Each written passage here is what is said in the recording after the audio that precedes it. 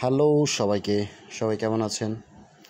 আজ আমি দাঁড়িয়ে আছি ময়মনসিংহ শহরের একটি প্রাচীনতম প্রাসাদের সামনে, যাকে আমরা সবাই আলেকজান্ডার ক্যাসেল বা লৌহকুঠির নামেই পরিচিত।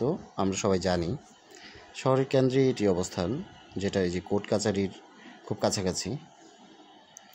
এই প্রাসাদটি নির্মাণ করেছিল মহারাজা সূর্যকান্ত আচার্য। 1889 খ্রিস্টাব্দে প্রাসাদটি নির্মাণ করা হয়েছিল। এই সময় 45,000 টাকা ব্যয়ে নির্মাণ করেছিল এই প্রাসাদটি সূর্যকান্ত আচার্য। ভবনটি নির্মাণ হয়েছিল লোহার ইনস্ট্রুমেন্ট দিয়ে, যার কারণে এই ভবনটি অনেকের কাছে লৌহকুঠির নামে পরিচিত ছিল। বর্তমানে এটি শিক্ষক প্রশিক্ষণ কেন্দ্র, গ্রন্থাগার হিসেবে ব্যবহৃত হচ্ছে।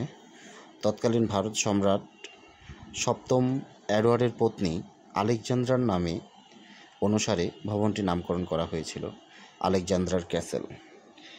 পরবর্তীতে লোকমুখে এটি আলেকজান্ডার ক্যাসেল হিসেবে বা লৌহকুঠির নামে পরিচিত ছিল।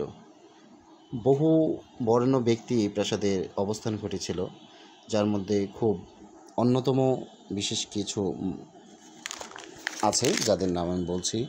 যেমন কবিগুরু রবীন্দ্রনাথ ঠাকুর 1926 সালে 15ই ফেব্রুয়ারি